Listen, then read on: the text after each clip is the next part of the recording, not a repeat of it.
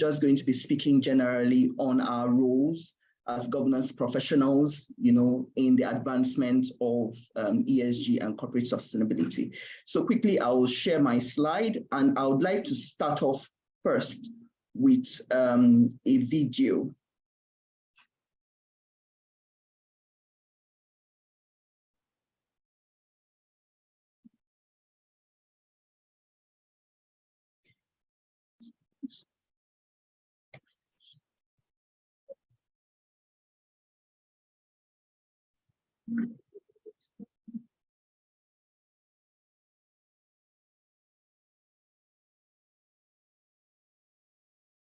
Can you all see my screen?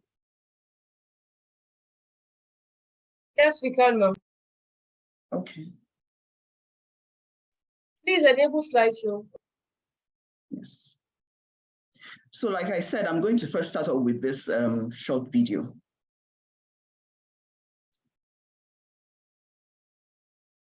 Can we all see it and hear it?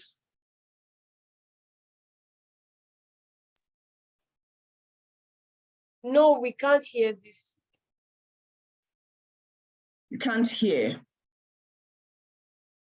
Anyway, you don't need to actually hear, just watch. I think it tells its own story.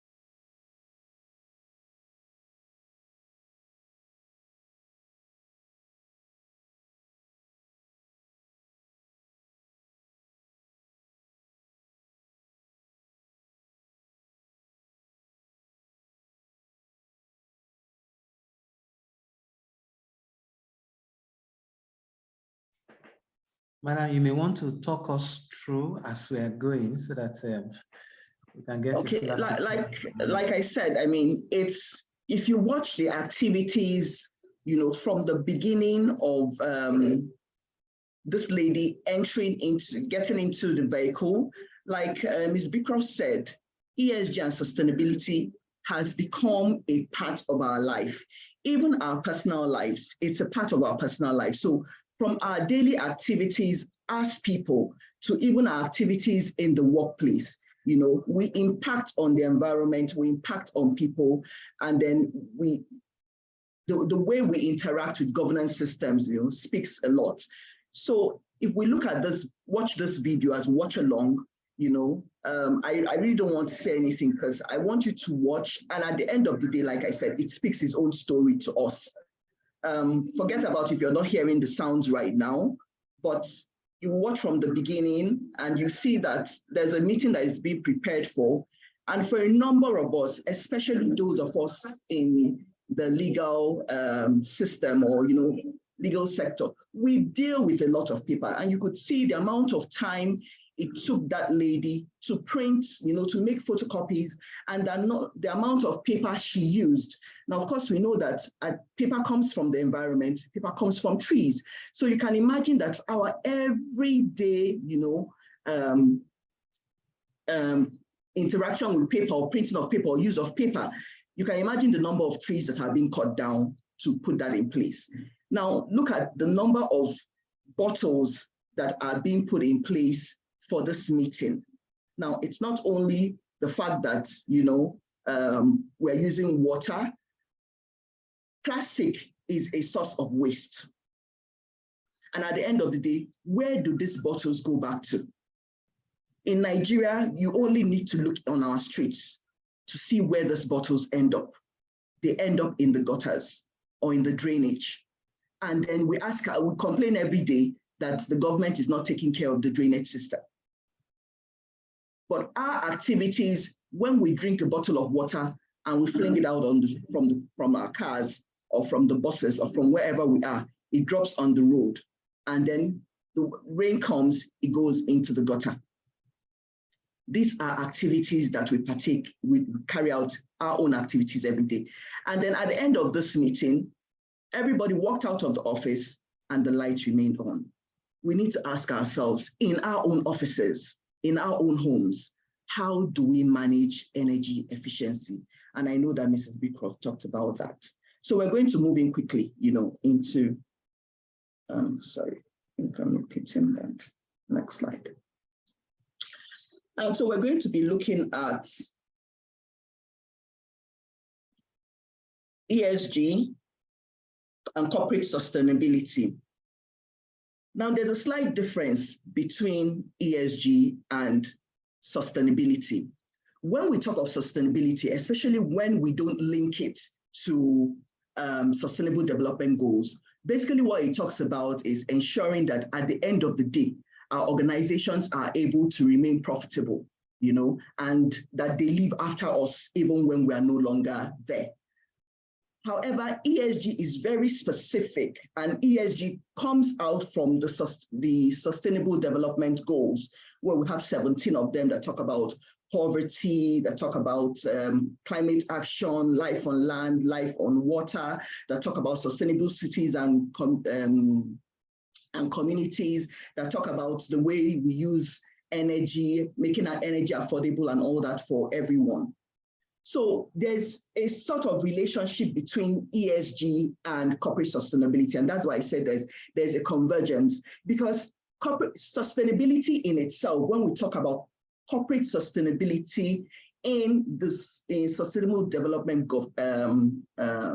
goals, what sustainability actually talks about is people, planet, and profit, what we call the 3 Ps: people, planet, and profit, or people, planet, and economy.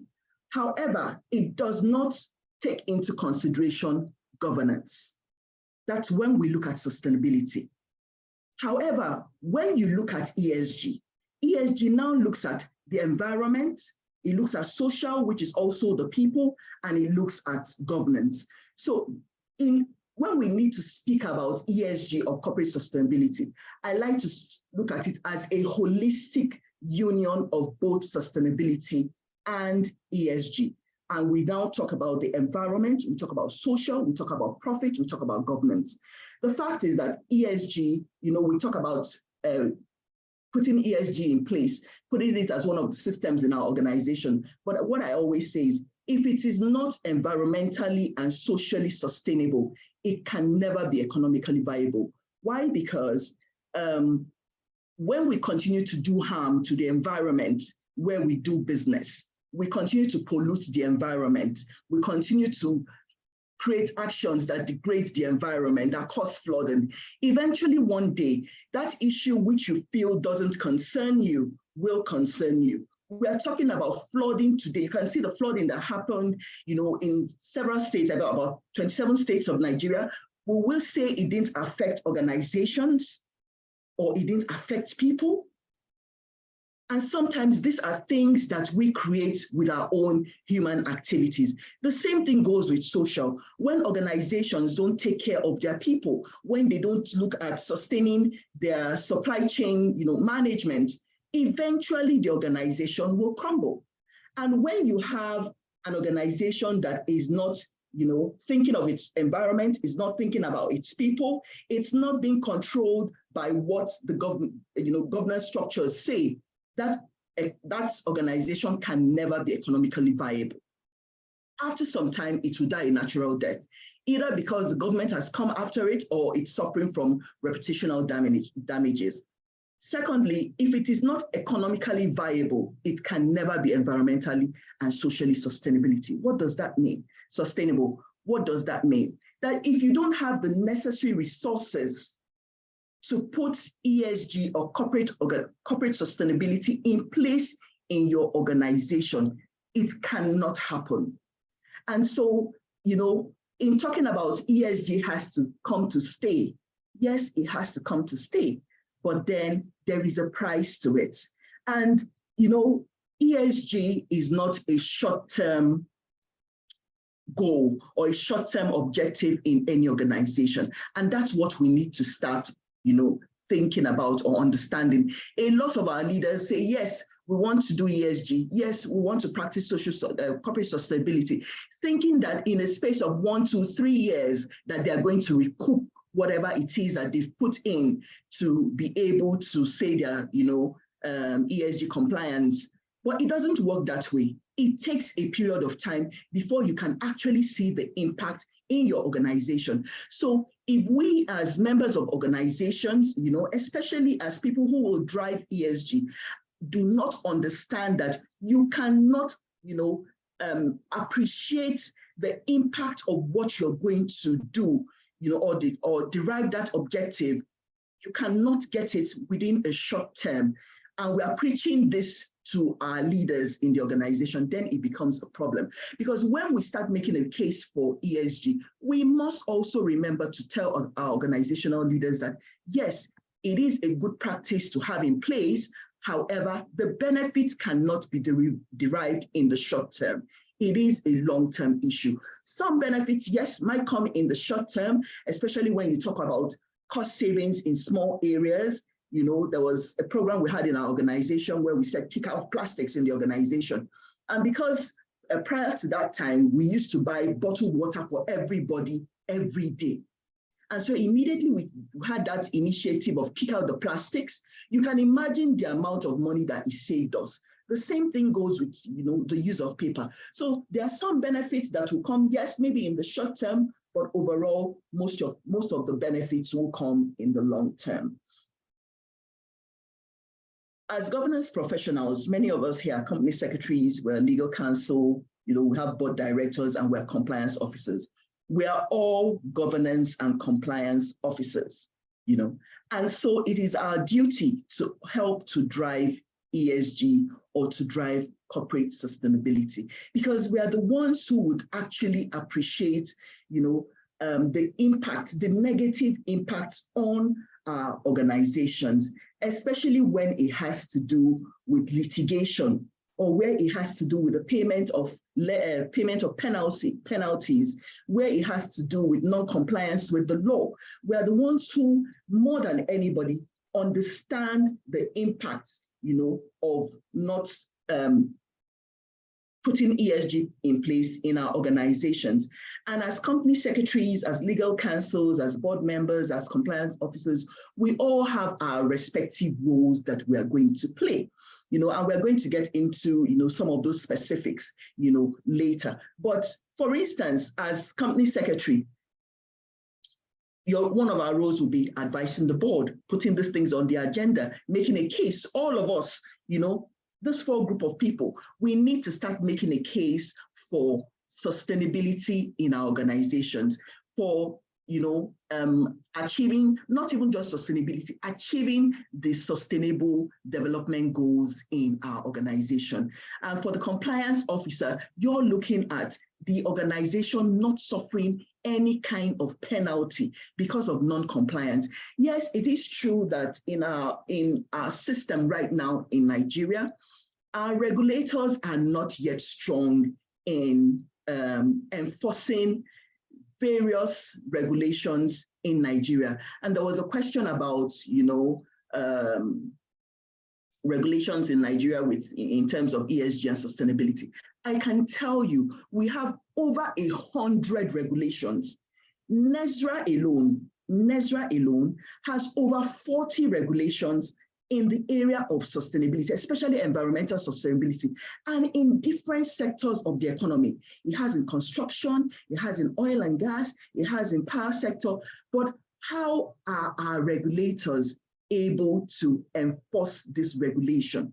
So what we have is regulations that are being passed, and they're just sitting there on the shelf, and nobody's asking us questions. And because nobody's coming back to ask us questions or to ask how we're enforcing these regulations, everybody just carries on, with business as usual.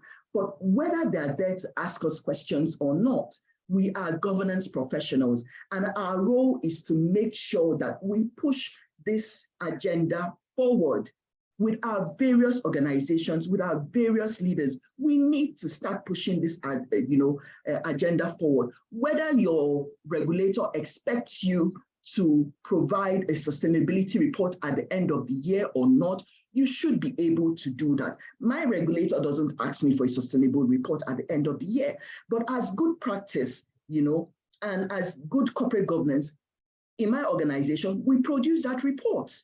And then it gives you, an insight of what the organization is doing in terms of, sustainability or ESG initiatives. So there's a relationship between ESG, and when I say ESG, what I mean is environmental, social, economic, and governance. So what I've done is to combine both ESG and corporate sustainability together. And so instead of just looking at 3 arms for each of the concepts, like I said initially, where you have corporate sustainability talking about people, planet, and profit, and ESG just talking about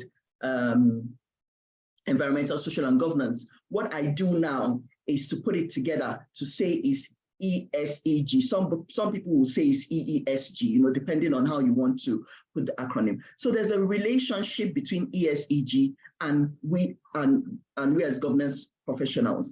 Now, for economic, social, and environmental sustainabilities, there are different regulations and different laws that drive them. There are different laws that drive them. I mean, today, the central bank, I think yesterday, came out with another set of regulations that would impact on organizations as well. So for organizations to remain sustainable, you need to take a holistic look at what regulations actually drive your economy as an organization. What governance, what regulations actually drive the way you interact with the people in your organization. And I'm not just talking about employees, because organizations have different stakeholders. You have your employees, you have your shareholders, you have your investors, you have the community, you have your creditors, you have your debtors, you have your customers, you have your contractors, you have your vendors, you have even the environment. You have environmental activists now. So you have different stakeholders. You have your supply chain management. What governance structures, what codes of conduct, what regulations do you have in the organization that helps you manage this area of ESG? And then you now have the environment. You have environmental sustainability governance. And like I said before, we have various regulations, so many regulations that help, that should help to regulate how we interact with the environment. Somebody was talking about emissions from buses. Do you know that under NESRA, the NESRA regulations, we actually do have regulations on how much carbon monoxide, that buses should emit. These are buses on the road. These are yellow buses. But who checks that? Nobody checks that. In fact, the government officials will even, promote them running on the road as long as they're getting something at the back, at the back of their hands. And so it's not because of lack of regulations, it's just because we have very poor monitoring and enforcement systems. Now, when you put all these 3 together, your economic, social, and environmental sustainability governance, it all points back to what? The governance in ESG. Everything still points back to governance, in ESG. And who, more than anybody, would help organizations to be able to put, governance on the table of the board, because we know that ultimately the board of directors, are the ones that direct and control the activities of the organization. It is we as governance professionals, whatever your role is, whether you're your company secretary, you're a legal counsel, whether you're, a director yourself, or you're just a compliance officer, we are the ones who will take these regulations, pieces them, break them down, understand them, and then take them back to our board, which should be the apex governance structure for all organizations. And to say this and this and this is what we should be doing as an organization. And there is no greater person or greater structure that will drive it for us than the board. And so it is our responsibility as governance professionals to understand the various sustainability governance, issues that we have in these 3 areas. And then, take it back to our board to start implementing. Sometimes it is not that easy, but like I said, we must continue to make a business case for this up until we're able to do that, and then to make our boards understand why we need to go the route of ESG or corporate sustainability. Then it's a bit, we're still behind the shadow on what we're supposed to do. So as governance professionals, all those 3 items come back to governance, because it is governance that will tell you how you will make profits, the kind of ethical practices you would have in organizations. It is governance that will tell you that in terms of how you do business with people, so you do not make unethical profit. It is governance that tells you how you relate with various stakeholders, especially your employees. We have the labor law, but we need to ask ourselves, today, as of today, is our labor law, what we have as Nigerian labor law, does it take into consideration the current trend in the world today in terms of employee management or employee engagement? Does it? After COVID, a lot of people started, talking about flexi work, remote working. As of today, does our labor law recognize that? And then when you come to organizations, some people will tell you, it's not there in the labor law, so you still have to be in the office 40 hours a week. But these are things we need to start talking about, because even, other Western cultures have started talking about it. In some organizations, yes, they've gone forward to say, yes, these are good practice that we need to put into our own organization. But then, like we say, it still has to come from the top, which is the Nigerian government, that has to provide the enabling environment for these things to happen. And I've talked about the environmental governance issues that we have. Now, in a recent research, and I'll say that this is my research, when I finished my MBA with the University of East London, the research I did was on corporate sustainability vis-a-vis organizational culture. And then what I found out from the drivers of corporate sustainability, there are quite a number of them, and ranking them, the first one you see is government regulation, because people don't want to flout government regulation, and not necessarily because people, organizations want to practice, good governance. It's just because, they don't want the government coming behind them. And so in terms of our attitude needs to change, like Mrs. Beecroft said, until we begin to see this as, this should be a lifestyle for us. This is how I should be living, and not because somebody somewhere is chasing me up and down. And so when those regulations are not strong, or the regulators are not effective in doing their work, then we can go behind and do whatever we need to do. That's not right. So we see that currently what is driving us is because we want to be on the good books of government, because we want to have a license to operate. We don't want, environmental activists to come behind us and shut us down, because we want to be competitive in the marketplace, because we want to attract funding, and so many other things. Those are the things that are currently today driving corporate sustainability or ESG.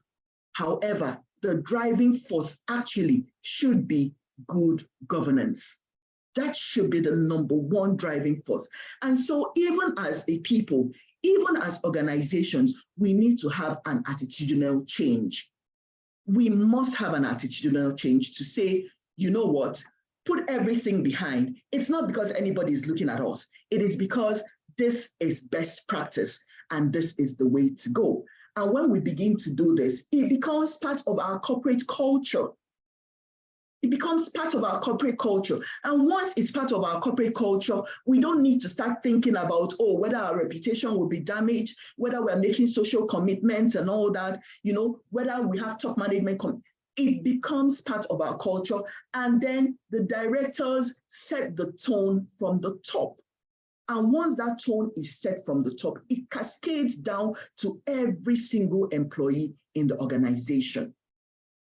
It cascades down and then just becomes a way of life.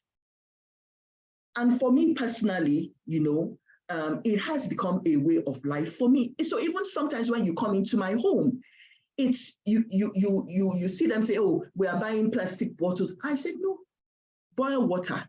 We already have the plastic bottles. Boil the water, put inside the plastic bottles and put in the refrigerator. You don't need to continue to buy plastic bottles because at the end of the day, how do you dispose them? How do you dispose? The same thing with poly bag. It's poly bag, we call it now. And then some of us will go shopping and then you tell the person selling, madam, you have not given me poly bag. Meanwhile, you have a Ghana must go in your hand. And what you're just buying is maybe two pieces of apple, and you're still requesting for a poly bag to put the 2 pieces of apple. Why don't you just throw it into the Ghana must go that you already carry? If you go abroad now, especially in the UK, they would ask you, do you want to use a paper bag or you want to use a plastic bag? And if you're going to use a plastic bag, you pay for it. You pay for it. I was telling somebody, one of the classes we had recently, I said, look, the last time I went to UK, I generally carried my bags from Nigeria because I don't have, £5 to pay to anybody to use plastic bag. And so it should become a way of life for us. And once it becomes a way of life for us, then we can speak it and preach it to the next person. But if we ourselves are still being pursued to become sustainable individuals, then we have an issue. And so we have, our roles as governance professionals in advancing ESG and sustainability. And the first we have on the table is commit. We must get leadership to commit to the adoption of corporate sustainability development in the organization. And what does this mean? Like I said, make a business case for it. We must assess our risk. What are our current risks in the organizations? What opportunities do we have when we take on ESG initiative? How does it impact us? And based on that, like Ebuka said, there's no fit for all KPI. You must look at what your organization is currently doing, how it impacts the environment, how it impacts people. And then based on that, you select the relevant United Nations development goals that will fit your organization, and then you commit to it. The next is to define goals, policies based on the selected SDGs and map out strategies to achieve them. So when you have picked the SDG that is material to you, to your organization, for some organization, their own SDG would only be on energy. For our organization, energy is number one. It's number one for us. But for some organization, an organization that is maybe an NGO, energy might not be number one, objective for them. So you have to look at what is material to your organization, and then based on that, select the necessary SDG, and then have your strategies. So the next is implement strategies and policies throughout the company and across the company's value chain. So like I said, it has to start from the top to the bottom, and you do not just end with the organization. Remember, the organization is part of a social network. And so you have contractors, you have vendors, you have suppliers. As you're preaching ESG and corporate sustainability to yourself, you must also be able to preach it to your contractors, your vendors, and your suppliers. If possible, have a training session for them. Bring them all together so that when you're embarking on this journey, you are also embarking on this journey with other stakeholders, and so that nobody is pulling you back. I always say that, yes, we might be doing the right thing, but it takes one supplier or one contractor or one vendor to engage in, for instance, child labor, which we know is against the labor law, and it becomes a big issue. And with the current trend, in social media, it is blown up. And who does that contractor work for? The contractor works for your company. It's linked to your company. That also brings reputational damage to you. Now, after we've done that, we start looking at measuring and monitoring the impacts and progress we've done so far, what we've achieved, what are we yet to achieve. And you must be very truthful to yourself. There is no need to greenwash, because what we see a lot of times, I was just going through the report on some companies that are listed on the NGEX. You see it, there's a lot of greenwashing. We don't need to greenwash, because then we're not helping ourselves. But if you're able to measure and monitor the impact you have, you know, the ones that are good, continue to do the ones that are good. The ones that are yet to improve, you know, improve on them. And then you communicate in a transparent and sincere manner with your different stakeholders, and that continues to help you to improve.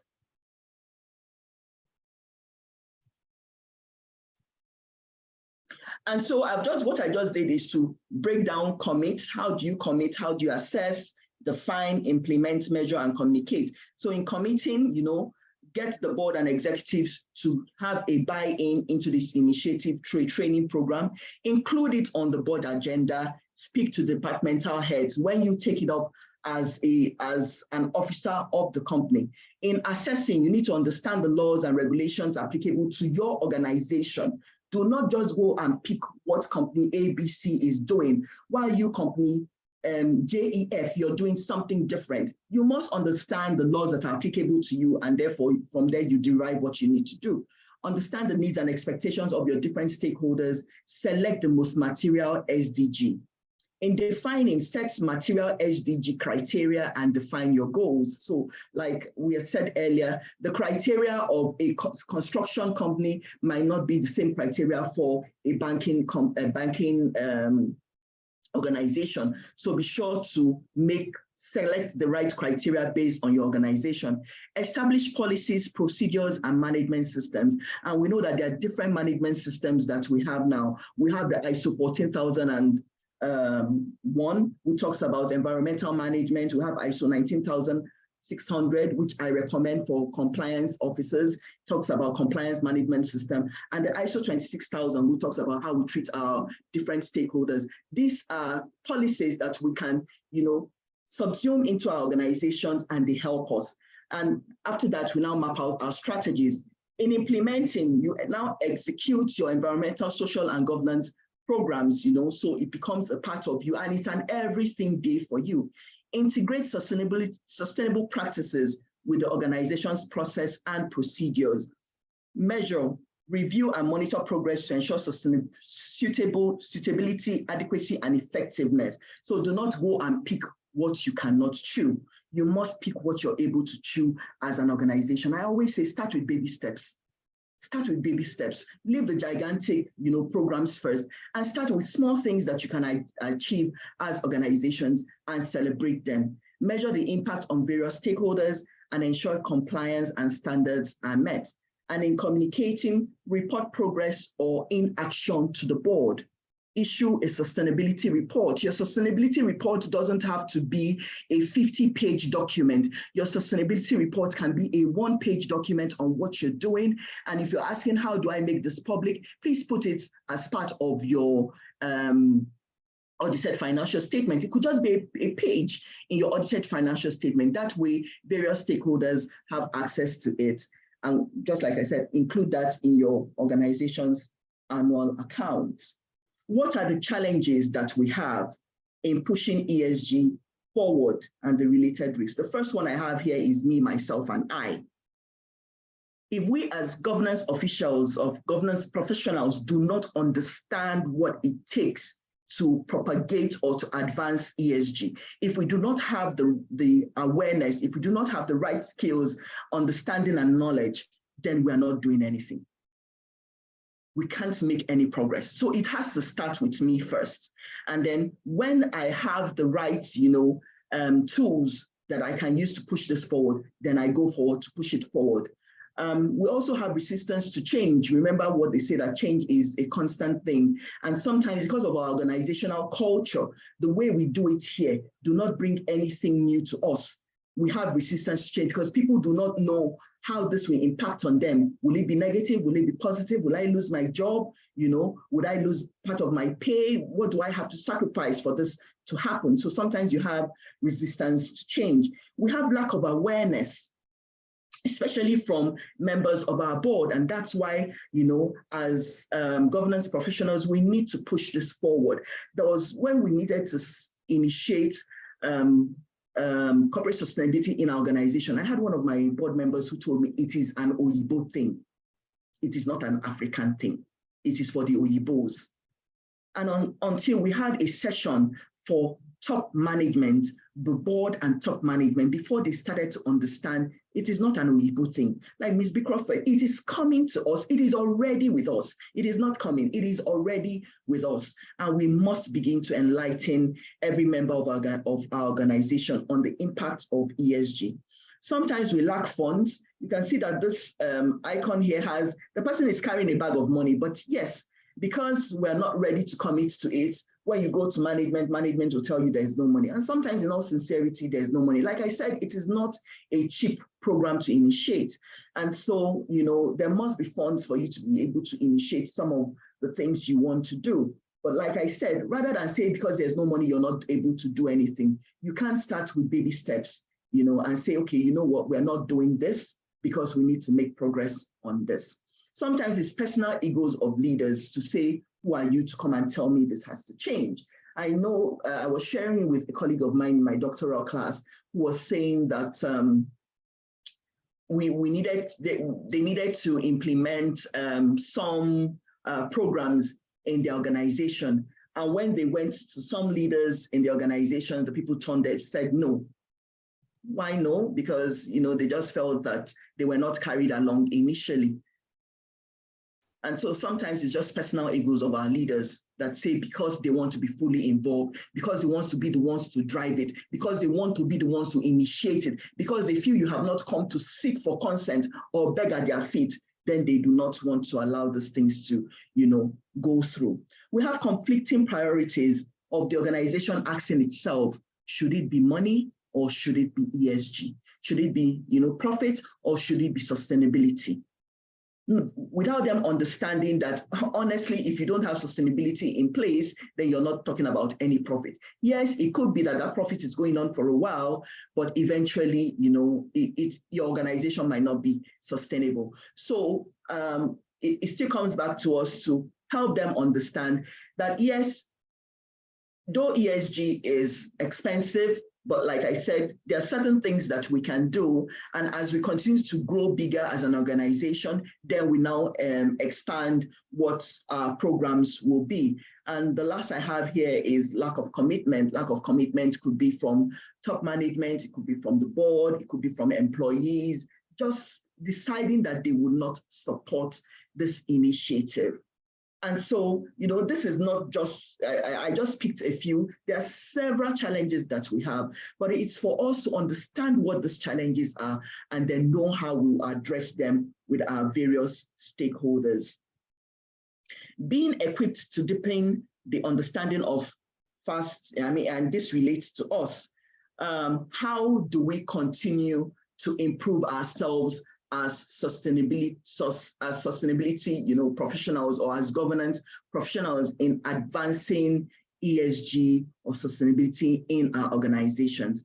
And the first I said is trainings on business sustainability, on ESG strategy and governance, on risk management and compliance, because unless we also understand that, you know, the non-compliance of sustainability regulations or sustainability initiatives are a risk to our organization. And so when we are implementing these programs or this initiative, we should look at it based on a risk approach in terms of what we're trying to do is to manage the risk in our organizations. You know, we need to attend trainings in this area, and I'm happy that Deloitte and ICSAN are having one of these sessions.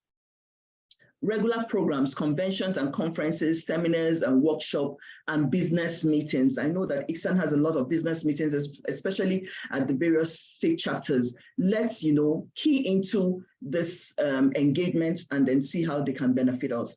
and collaborative programs like with government and regulators. And it's not just going there to learn, it's also going there to lobby and to say, this is what we need to do, in our sector. This is what should happen to make our sector progress. There are a number of organizations, in, I think it's in the US, that come together to say, what, as a group, we're going to go to the government to say, let's have regulations on waste management. Let's have regulations on recycling. Let's have regulations on, in the area of supply chain management.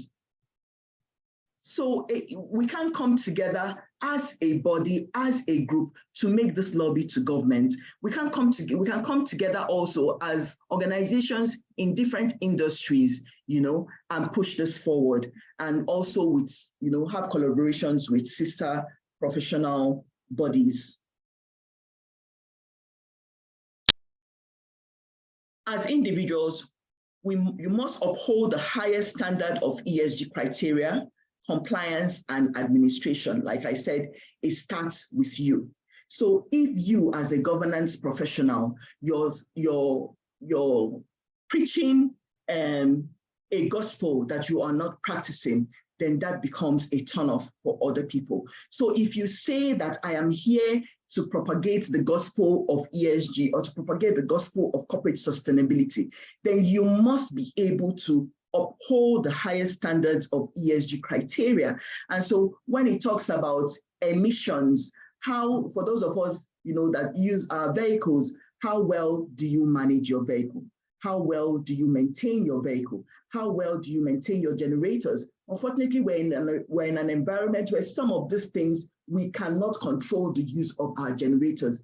But our generators and our vehicles, emit GHG emissions, that's greenhouse gases, like nitrogen oxide, like carbon monoxide, like methane. They emit these gases which cause global warming. So in our own small space, what are we able to do? You must equip yourself with the necessary tools and knowledge and become an ESG champion. And in becoming an ESG champion, you must have knowledge of your corporate values. What values drive your organization? What are the values that drive your organization? The knowledge of yourself and what your job requires as a governance professional. The knowledge of your business and the industry that your business belongs to, because that's where you get the relevant laws and regulations that you're going to apply in pushing ESG forward. And you must also have knowledge of relevant laws and codes. So being the ESG champion using the 4 C's, the first is change. It begins with me, and you must be consistent in your behavior. The second is clarity.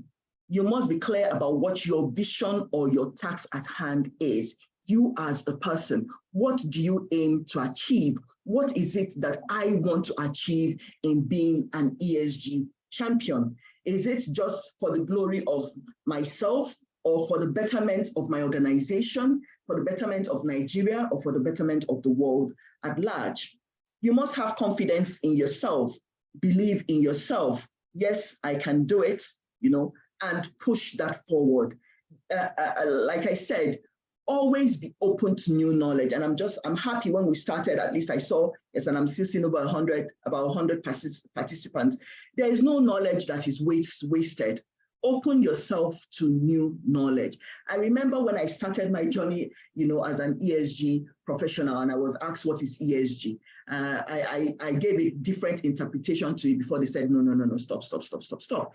It is environmental, social, and governance. And since then, I have been reading and availing myself to different knowledge areas. And that continues to build your confidence.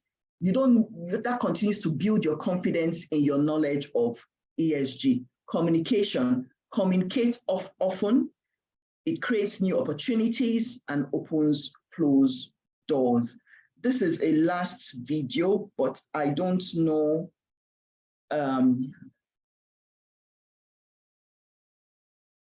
whether we'll be able to hear this as well. So Can you hear it? IT, can you confirm? No, ma, but you can change your audio setting so that from the current default to a different option on the speaker, maybe to currently maybe on stereo, change it to same as this device. That should be able to play out. Thank you. So here, is this where you're talking about? Can you still see my Yes, from your screen? edge. Yes, I can see your screen, ma'am. Where you have the microphone mute, you click on that arrow. It's actually there will be options under speakers and microphone. Under speakers. This is my speaker. I'm not sure if I have Options under speakers.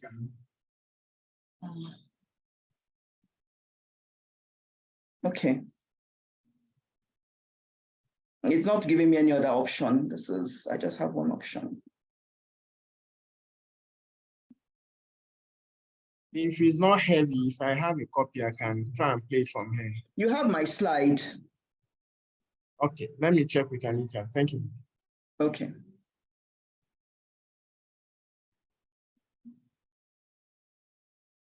I still see my screen. Very well, ma'am. Your screen is still showing. Okay. Unfortunately.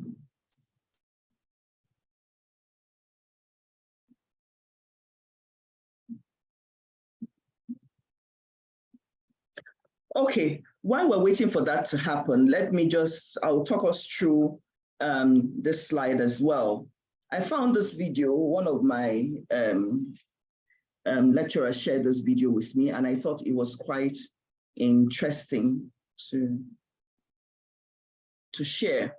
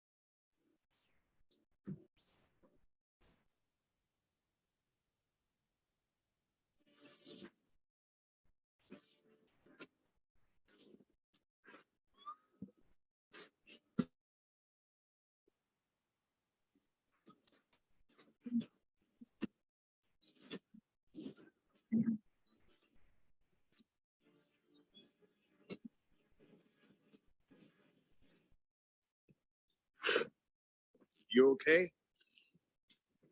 You need a minute? Cool.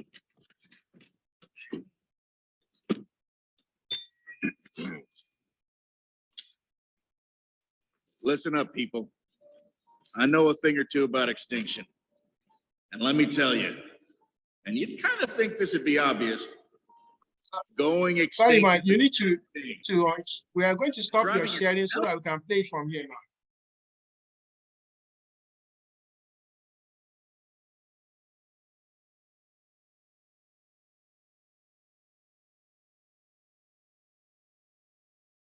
We're sharing from here, Matt, to project the audio. All right. Thank you. Thank you.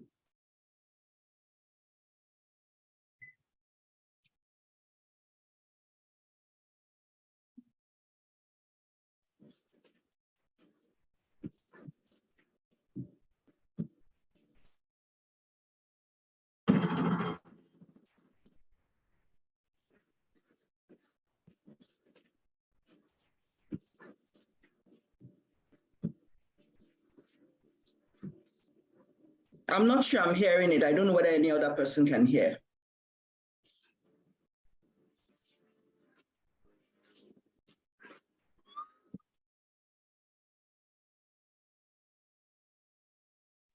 Just a minute.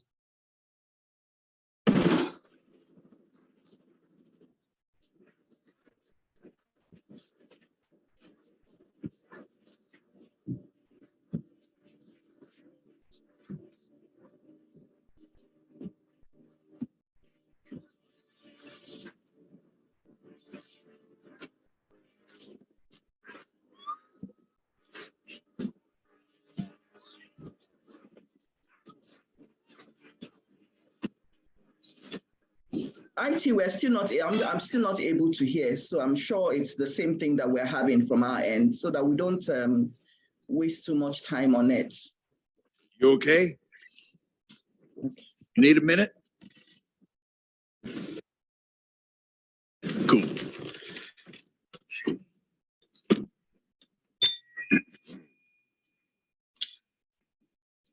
Listen up, people. I know a thing or two about extinction.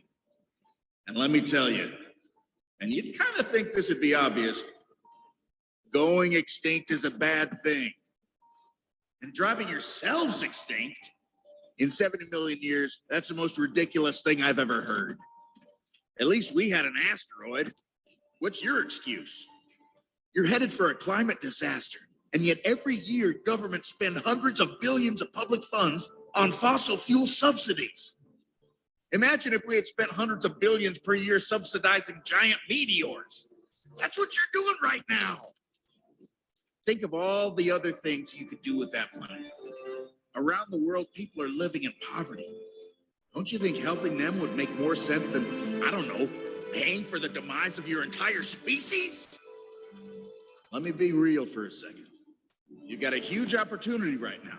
As you rebuild your economies and bounce back from this pandemic, this is humanity's big chance. So here's my wild idea.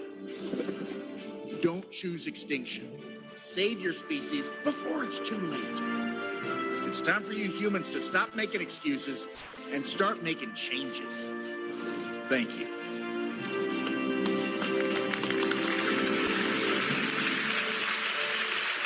Thank you, IT.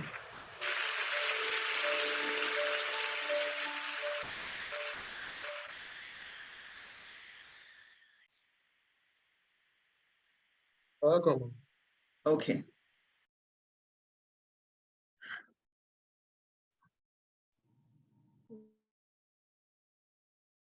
And so I believe that that's last video speaks to all of us. We have been making excuses, you know, in the world, in our nation, in our company, you know, even as individuals.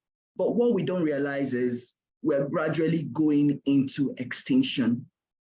If we're not careful, we're gradually going into extinction. And that is why it behoves on us as governance professionals to push the agenda of sustainability and ESG forward. We must push it forward. And we can only do that by playing the various roles that we can play. So as governance professionals, you can play a major role in ensuring business sustainability in today's world through ESG. First as governance professionals, then as ESG champions, as promoters of business sustainability, and you know, ultimately in contributing in achieving the Sustainable Development Goals. Thank you very much. At this point, I am open to questions. Thank you. Thank you very much, ma'am. There are some questions in the chat box that you may want to consider, ma'am. Questions were dropped there while you were presenting, and we would appreciate if you can respond to them, ma'am.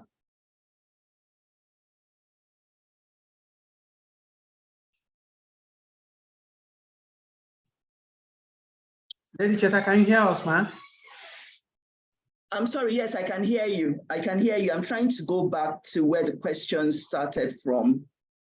Okay, I think I see one from Oladimeji. With environmental degradation in the Niger Delta region, does it mean that big oil companies don't have to comply with ESG policies, and is there no regulatory enforcement in Nigeria? I believe that I've answered that question.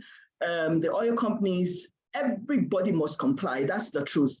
Everybody must comply. For the fact that even, you know, the NCG code recognizes the fact that the board must take into consideration sustainability in the organizations. And you know that the code covers all companies in Nigeria. However, the issue is we must have our regulators driving this message. We must have them driving this message. The laws, the enabling laws are there, the regulations are there, but the question is, who is enforcing it? And now, because nobody is enforcing it, do we also go to sleep as governance professionals? So, okay, I think that's the same question. International best practice. And we also know that we have international best practice. However, the challenge with that is that if these international regulations or best practice are not domesticated in Nigeria, it then becomes difficult for us to, apply them. However, like I say, as a governance professional, take best practice, whether it's international, whether it is Nigeria, domesticate it to your own organization, domesticate it, and then fly with it. The labor law is very obsolete and the government is not looking. So, so for those of us in HR, many of us are in HR, let's start pushing this, this conversation, especially when we have CIPM conferences and all those kind of things. Let's start pushing, and that's why I talked about lobbying. Let's start pushing to have these laws reviewed. Sunny also says enforcement of regulations is the bane of ESG in Nigeria. Exactly. Example is compulsory insurance cover for public buildings and building under construction, as we continue to hear collapsed buildings and fire. And like I said, I was one of my papers for my IMA certification. I was surprised when I was writing that paper and I actually saw that NESRA, had a regulation for construction industry. I don't know how many people actually take that regulation, read it, and apply it. So, like I said, it's not for lack of regulation, it's just enforcement. Please, can you clarify me on the relationship between the ESG and professionals? I feel one is depend. Yeah, I mean, they both depend on each other. ESG cannot move forward unless there's a professional to move it forward. It can't move forward. The same way you as a professional cannot be talking about ESG if the regulations or if the criterias, are not there, and if there are no initiatives for you to push forward, then there's nothing for you to talk about. So they are both actually dependent on each other. Binta asks, what ISO standard is advised for compliance officers? So like I said, for compliance, you should be looking at ISO 19600, 2014. That's the compliance system that compliance officers should be looking at. Henry says, how could an organization strike a balance between ESG compliance and profitability, especially when compliance erodes a greater percentage of profit? Please do not look at, that is one issue that we have. We tend to look at compliance as if it's a big elephant in the room. Do you want to try non-compliance? Do you want to try it? Please, compliance is not a hurdle that we need to cross.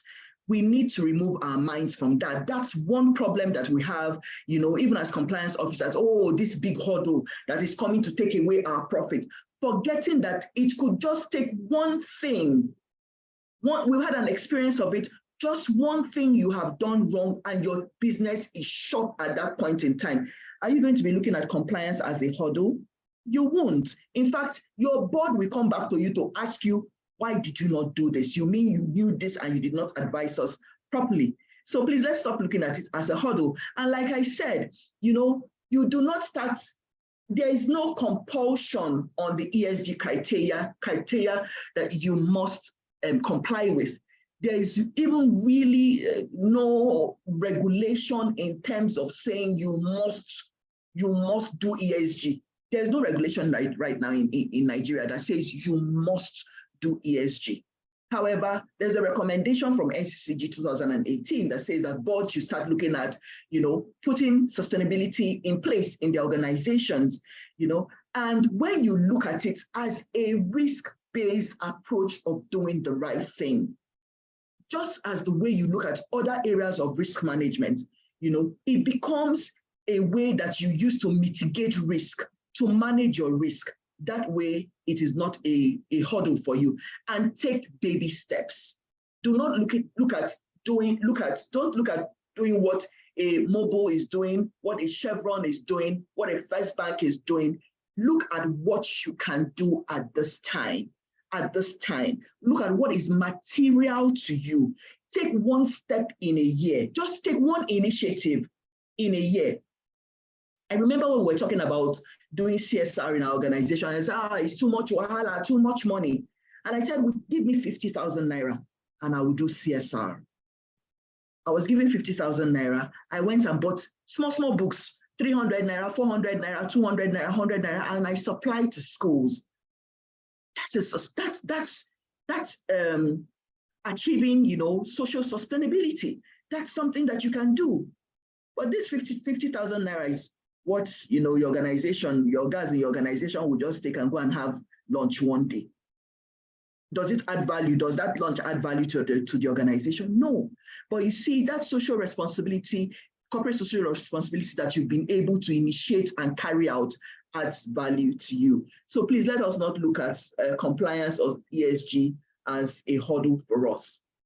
Kindly highlight the business risk associated with non-compliance of ESG. I know that Mrs. Beecroft talked about that greatly. So when you look at that slide, you can go back and look at it. Number one is that it puts the government, when they wake up, on your radar. They will continue to hunt you and, when they want to work, to hunt you and to get you to comply. It could be that you're spending more money. Like somebody told me that, non-compliance is just paying for compliance. You're paying for compliance only that you have not done the compliance in your organization. So you pay the penalty, but did you do what you're supposed to do? You didn't do it. So you just wasted money paying for something you should have already done in the first place. Meanwhile, maybe when you were doing it, it wouldn't even have cost you any money. Another one is brand reputation. You can have your reputation damaged, and there is no amount of money that can, help you get that reputation back. At the end of the day, when people pass by, there's that company that we heard about in the social media that did this. Aside from that, you're also paying penalties. So at the end of the day, it's eroding your profits, which is the essence of why you think you actually, started doing business in the first place. So these are just some of the risks that are associated with non-compliance. Nwabuike asks, what's the role of HR in ESG? So for HR, Nwabuike, your role is plenty in these days where we're talking of what's that word? Emotional, it's not the word. The word is not employee engagement, talking about work-life balance. We're talking a lot about it. We're talking about mental health, because it's a trending issue in our organizations and many people are not looking at it. Many of us as leaders think it's just to pay salary. Sometimes it is not about salary. Sometimes it's just about having your door as a HR practitioner open for an employee to come in to talk to you. That's what it is about. Understanding your people and helping them to grow. How often do we train our people? How often do we promote our people? And then when we now say as an organization that we want to implement an ESG strategy, how do you garner support from your people to say, guys, we all need to be on board to push this agenda forward? I think that, can the HR personnel be considered? Oh, yes, my dear, yes. So don't mind if I missed out any other profession. Definitely, you can be considered a governance professional, because as a HR personnel, you're ensuring that your employees or members of your organization also do the right thing. And I think that is the last of the questions that I have. Thank you very much.